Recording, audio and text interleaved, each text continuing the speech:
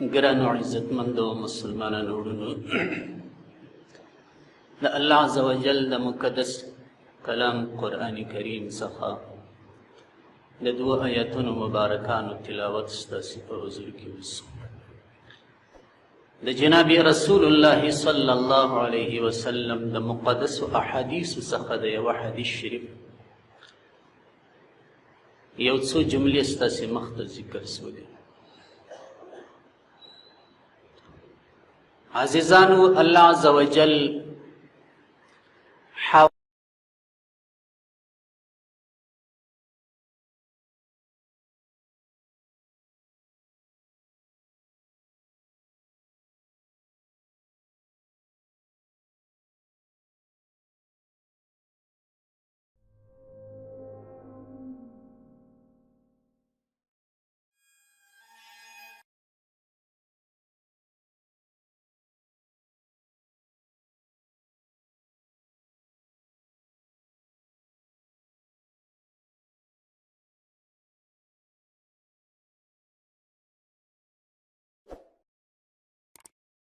پیریانو انسانان پیدا کړي. دا د تقدیر معامله ده. د جهنم د پاره، د دوزخ د پاره موږ ډېری پیریان پیدا کړي دي او ډېری انسانان. دا دي څوک؟ دا هغه کسان دي چې د خدای ورکړو حواسو اعضاو څخه یې سمه استفاده ونه کړي. لهم قلوب لا يفقهون بها ولهم أعين لا يبصرون بها ولهم آذان لا يسمعون بها. دا هغه کسان دي الله عز وجل فرمایي موږ زړونه ورکړل، دوی ښه سوچ فکر ونه وهي په دې زړه کې. په دې زړه کې الله ته ځای ورنه کوي. تاسې د نړۍ کافرانو ګورئ، څوک دهریان دي، څوک مشرکان دي، څوک د غواوو عبادت کوي، څوک د بتانو عبادت کوي، څوک د تصویرونو عبادت کوي. دیو دا زړونه سم نه کړی استعمال. الا ان فی الجسد مضغة، نبی کریم علیه السلام فرمایي چې ستاسې په بدن کې یو کوچنکه ټوټه غوښه ده. اذا صلحت صلح الجسد كله، که دغه ټوټه غوښه سمه سول ټول بدن ورسره سم دی. وإذا فسدت فسد الجسد كله، که دغه ټوټه غوښه خرابه سول بیا خیر غواړي. الا وهي القلب، الا وهي القلب، خبردار دغه ټوټه غوښه چې زه در ښیم دا زړه دی. زړه مهم شی دی. دا د عشقو د عشاقو سلسله هم د دغه زړه څخه شروع کېږي. وایي زړه یې رسوي، پلانکي وایي زړه رسوي. لهم قلوب لا يفقهون بها، دغه کسان چې موږ د جهنم و دوزخ د پاره پیدا کړي دي، دا هغه کسان دي چې موږ زړونه ورکړي دي خو په دې زړو سره پوهه نه حاصلوي. د الله په وحدانیت کې، د الله عز وجل په کائناتو کې سوچ نه کوي. د عیدګاه په ورځ ما درته وویل چې د عرفات د ورځې د شورهاري باران چې ګرمي 50 ته رسیږي او یو 50 ته رسیږي او پر حاجیانو باندې الله عز وجل د اسمانه طرفه باران اوري، د هر کافر د اسلام راوړلو دپاره دغه یوه کارنامه یا د قدرت نښه د الله عز وجل کافي ده. لهم قلوب لا يفقهون بها، دا ظالمان داسې زړونه لري چې په زړو کې سوچ فکر نه لري. ولهم اعین لا يبصرون بها، الله عز وجل فرمایي سترګې لري لیکن په دې سترګو سره حق لار نه ویني. په دې سترګو سره حق لار نه ویني. لا تعمل ابصار، بل ځای الله عز وجل فرمایي لا تعمل ابصار. په سورة البقره کې فرمایي. ګورئ دا د قرآن آیاتونه یو د بل تفسیر کوي. موضوع کله کله پاتې سړی پر بله ولاړ شي. صم بکم عمی فهم لا یرجعون. الله عز وجل فرمایي کافران کاڼه دي، د حق خبر نه اوري په دې غوږو باندې. بکمن ګونګیان دي، تر دې خولې د حق خبره نه وځي. عمی ړندیان دي، په سترګو باندې حق نه ویني. فهم لا یرجعون، د خپل کفر و شرک نه راګرځي. سوال پر وکړي ملا ورور سوال پر وکړي چې په قرآن کې الله پاک فرمایي چې کافران ړندیان دي. کومه دي چې ړندیان دي؟ ړوند خو دغه ته وایي چې په سترګو شی نه ویني. قرآن کې الله عزوجل بل ځای د دې سوال جواب ورکړی دی لا تعمل ابصار کافران د سترګو ړانده نه دي ولکن تعمل قلوب ولكن تعمل قلوب التي في الصدور کفار د هغه زړونو ړندیان دي چې کوم زړونه الله عزوجل فرمایي ما د دوی په سینو کې ایښي دا حواس چې الله مشترک کړي دي که سترګې دي که خوله ده که غوږونه دي که زړه دي الله عزوجل فرمایي دا استعمال کړي زما په لارې کې زما په لارې کې استعمال کړي آنکی بینی خلاف آدم اند آنکی بینی خلاف آدم اند نیستند آدم غلاف آدم اند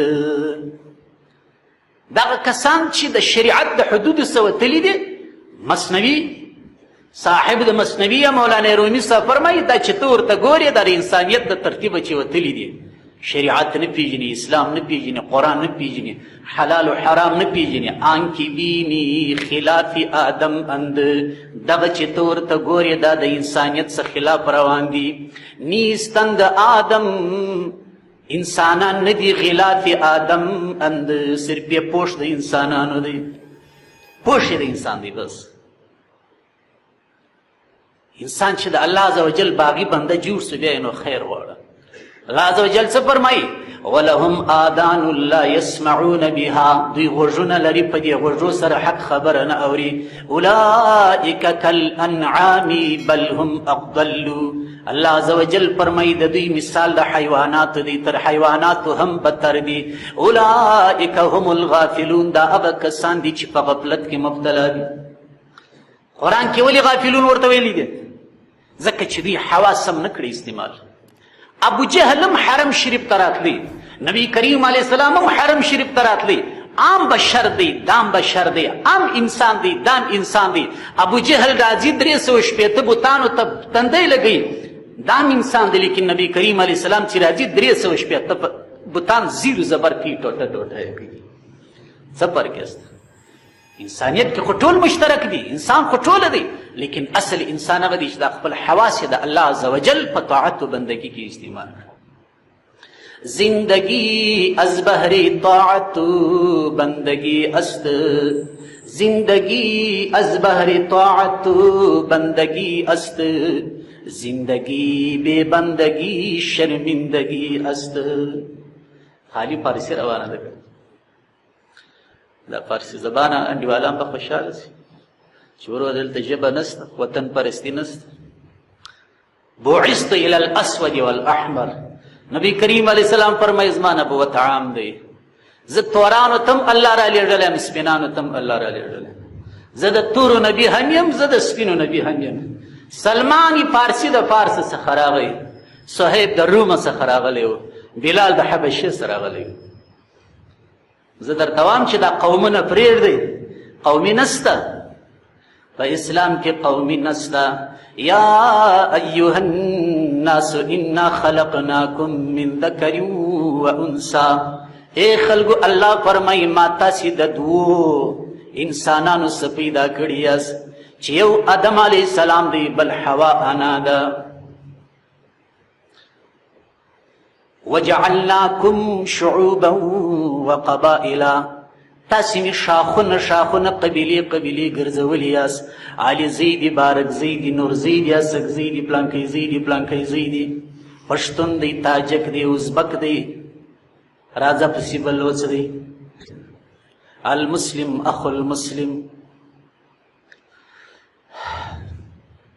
چیریوان خبره چیریوان وجعلناکم شعوبا وقبائلا الله عزوجل فرمایي ما تاسې شاخونه او قبیلې ګرځولې است لتعارفو چې یو د بل سره وپېژنئ لتعارفو ان اکرمکم عند الله اتقاکم الله عزوجل ته قدرمن انسان په تاسې کې هغه دی چې تقوا لري نه پښتون ویلی دی نه ازبک ویلی دی نه تاجک ویلی دی نه بلوڅ ویلی دی نه بل نه بل نه بل دی ان اکرمکم عند الله اتقاکم لا فضل لعربي على عجمين ولا لعجمي على عربي الا بالتقوى عرب کفر عجم سر لري عجم کفر عرب سر لري په یو شی لري چې هغه تقوا ده نو دا انسانیت دی. زندگی از بهر طاعت بندگی است. ژوند چې راغلی دی د عبادت دپاره راغلی دی. بی عبادت زندگی شرمندگی است. بی عبادت ژوند شرمندگی ده. آدمیت لحم و شحم و پوست نیست. آدمیت لحم و شحم و پوست نیست. آدمیت بجز رضای دوست نیست. انسان دغه ته نه وایي چې غوښې دي او پوست دی او پلي دي، دې ته انسان نه وایي. انسان عبارت د غوښو د پلو د پوست څخه نه دی. انسان وایي چې شته آدمیت بجز رضای دوست نیست. انسان هغه دی چې د الله عز وجل دوستي ورسره عمل وه. که د الله عز وجل دوست و انسان دی، که د الله عز وجل باغی و یاغی و طاغی بنده و اولئک کالانعام اولئک کالانعام. الله عز وجل فرمایي دا حیوان دی. څونه فرق یې نن د کافر و مسلمان تمیز په څه کې دی؟ مسلمان د الله عز وجل د محبت دعوه کړې ده، او کافر چې دی د الله عز وجل سره د بغاوت دعوه کړې ده. که سترګې دي، که غوږونه دي، که خوله ده، که ژبه ده، که زړه دی، راسي دا د الله عز وجل په عبادت کې استعمال کړو، راسي د الله عز وجل په محبت کې مبتلا کړو. د نفس مثال د ماشوم دی، د انساني نفس مثال د ماشوم دی. ماشوم چې ژاړي چې هر شی په لاس ورکړي سات په تېري. ماشوم تا ته نه وایي چې ولاړ سه شوروم ته ما ته یو بایفور موټر راوله، ما ته یو لنډکوزر موټر راوله، ما ته یو فیلډر موټر راوله. ماشوم ته چې هر شی په لاس ورکړي ژاړي. د نفس النفس کالطفل، د نفس مثال چې دی د ماشوم دی.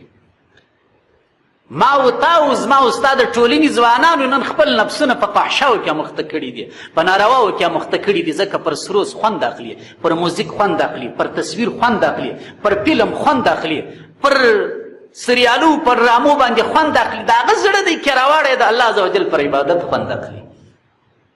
رابعه بصریه څوک وه؟ رابعه بصریه هغه ښځه وه چې کله به د الله عز وجل له طرفه فقر و فاقه بنده سول، اسپي وراله، یا چې به کله مریضي جوړه سوه پریشانه به سول چې یا الله بیا راسه خفه سوی، یا الله بیا راسه خفه سوی، زما ګناه څه دی چې ته زما څه خفه یې. چې مریضه به وه دا به خوشحاله وه. ولې مریضي و فقر فاقه به رابعه بصریه د الله عز وجل سلام و پیغام ګڼي. په کوم وخت کې به پر دې فقیري مسلط ته و دې بول نن د الله سلام راغلی دی، نن د الله پیغام راغلی دی، زه خو پر دې فقرې باندې خوند اخلم. په کومه ورځ چې به مریضه ول نن الله زما سره په لاین کې دی. چې کله به جوړ سول فقر فاقه به ختم سول، اسپي به راله، کور کې به مزي و چرچې رالې، ول یا الله بیا راسې خوا به دې سوی. فرما دي فقر فاقه و مریضي ولې بنده کړې؟ مریضان دې واوري، د زړه په غوږو دې واوري، خوشحاله اوسئ. ان امر المؤمن كله خیر. د مؤمن معامله ټوله د مؤمن دپاره خیر ده. که جوړو تیارو خیر ده، که مریضو خیر ده. دا څنګه؟ ان اصابته ضراء فصبر فله خیر. پر مؤمن غم راغی، تکلیف راغی، مصیبت راغی، فقر فاقه راله، غمونه راله، پریشانی راله، صبر یې وکړئ خیر. و ان اصابته سرا، مؤمن ته ښه حالت راغی، دنیا دولت اولادونه مزې چرچې خوشحاله ژوند دی، فشکر شکر ادا کړي، فذلک خیر الله. داسې بندګان هم الله لري. ما تر نفسه پرې درته وویل، لکه ما او تا چې نن پر ماړه نس باندې خوند اخلو چې الحمدلله نن مې ښه ډوډۍ وخوړل، والا د سالون کارټونه راغلي وو، داسې غورمي او چورمي مې وویل. بیا د چورمو ده، د چورمو پوښتنه ده کول، د چورمي څه شته؟ داسې د الله دوستان شته چې پر لوټي خوند اخلي. زموږ د دیوبند علماو په اکابرینو کې، تر هغوی سرکرده اکابرینو بزرګانو کې د یو بزرګ په باره کې راځي چې کله به په کومه شپه کور ته نیستي وه، ډوډۍ به نه وه، اوبه به نه وې، وړه به نه وه، شی به نه و، دغه حالت باندې دوی د حضرت جي نوم ایښی و، د حضرت جي نوم یې پرې ایښی و. بس دا د دوی رمز و چې نن زموږ کره حضرت جي میلمه دی. یو میلمه ورته راغلی و، میلمه راغی، ماښام ناست دی، ماښام که ګوري د کور څه کوچني نجونې او ماشومان راووتل، چک چکې کوي، درې وایي نن زموږ کره حضرت جي میلمه دی، نن زموږ کره حضرت جي میلمه دی. میلمه فکر وکړي چې والله کار سم دی، دوه دیګه به باندې، پلو چلو، وریجې او غوښې به باندې. حضرت جي خو نو غټ نوم دی، کېدای شي یو غټ پیر را روان، یو غټ مرشد را روان. ماښام سو، ماخوستن سو، اذانونه سول، لمونځ وسو، شی نه راځي. کوروالا شي پوښتنه وکړي چې حضرت د نجونو خو هم بدلي ویلې او د نجونو هم خوشحالي کوي، زموږ کره حضرت جي راځي، هغه کله راځي؟ دا اوس خو انتظار یې مړه کړو. نه بعضې خلک ناوخته ځي ډوډۍ ته، دا بیا بل مشکل دی. ناوخته ځي ډوډۍ ته. هغه له حضرت نه حضرت جي ته نه بل شایسته موږ په خپل کور کې یو قانون جوړ کړی دی، په کوم وخت چې زموږ پر کور باندې فقر پاقه ونیستي، نه اوبه نه ډوډۍ نه وړۍ، هغه شپې ته موږ د حضرت جي نوم ورکړی دی. ما خپل د اولادو تربیه داسې کړې ده چې په کومه شپه زموږ کره نیستي دوی خوشحالۍ کې دریا وایي، نه زموږ کره حضرت جي مېلمه دی. دې ته وایي تربیه. موږ خو د دې خپلو ښځو څخه ولا داسې بیریږو چې په کومه شپه شی داسې نه عریضه را باندې وکړي ماموریت کې. ته مو نرې چې ناستې کور غوړي نسته وایي، غوړي د پرون راهیسې غوړي نسته. یې غوړي فرض دي که واجب دي؟ پټاټې وایي نسته خلاص شوي دي، پټاټې فرض دي که واجب؟ هغه م انسانان و چې ول حضرت جي هغو به بدلې ویلې خوشحالۍ به کور غوړي نسته وایي، غوړي د پرون راهیسې غوړي نسته. یې غوړي فرض دي که واجب دي؟ پټاټې وایي نسته خلاص شوي دي، پټاټې فرض دي که واجب؟ هغه م انسانان و چې ول حضرت جي هغو به بدلې ویلې خوشحالۍ به